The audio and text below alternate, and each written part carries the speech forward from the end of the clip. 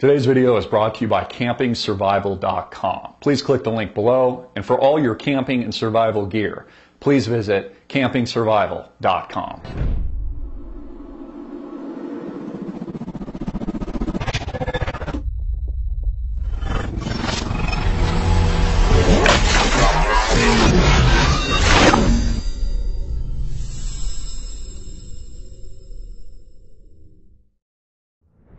Hey everyone, welcome back to AMTV News. I'm your anchor, Topher Morrison. It's Friday, May 9th, 2013. I have a question for everyone. Is international law governing U.S. gun rights?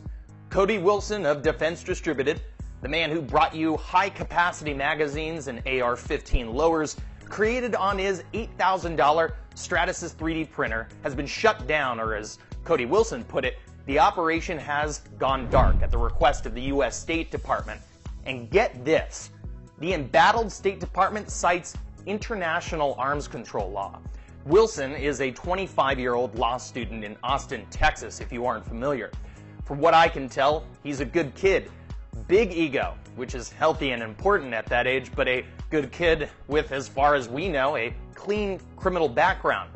How do we know? Well, he was granted a federal firearms license. And as we know, the federal government doesn't allow illegal weapons to fall into the hands of murderous criminals. Ever. Well, they do if you remember Iran-Contra, the recent Fast and Furious scandal, and now Benghazi. But besides CNBC, Fox News, and the Family Research Council's own retired Lieutenant General William G. Boykin, and you might know this guy as well.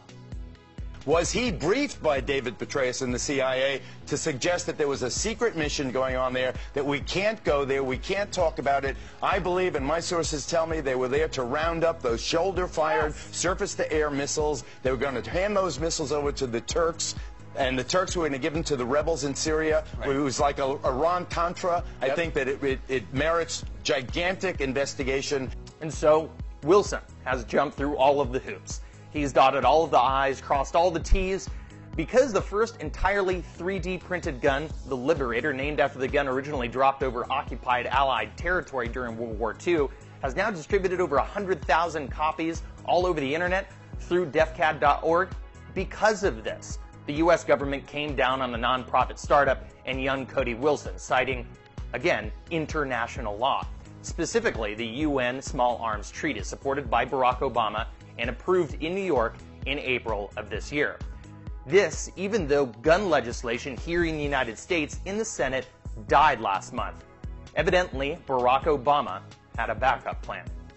What's more disconcerting is these designs are just that, digital drawings. Moreover, the weapon has only been tested, as far as we can tell, once, and therefore it has never resulted in death, let alone violence of any kind. What this amounts to is not gun control, because Cody Wilson has not only the right to keep and bear arms in this country, but a federal firearms license from the ATF itself to create exactly what he's creating. Wilson rightly notes this is a much bigger deal than just guns. It has implications for the freedom of the web. According to The Guardian, Defense Distributed not only hosts the files in the US, instead it has uploaded them to a mega website run by the internet entrepreneur kin.com. based in New Zealand, and where user information, including those who logged onto the site and downloaded their files, is encrypted. Moreover, much of this operation, as I've reported on before, was funded by Bitcoins, the crypto digital currency. Meanwhile, the State Department needs to justify how exactly they intend on enforcing this, but the administration sure has enough gun running problems on their hands for now. So why don't they just leave Cody alone? For once, it looks like global government is ahead of our technology. Looks like we'll just have to do a better job. Capturing every corner of the alternative media, watch AMTV News Monday through Friday. Follow me on Twitter at AMTV News. Like us on Facebook at Greenwave TV. Like my new Facebook page at The Real Topher Morrison. And find my source material on this story and more videos like these at AMTV Media and greenwave.com. Both are part of the AMTV network. This is AMTV News, the voice of independence.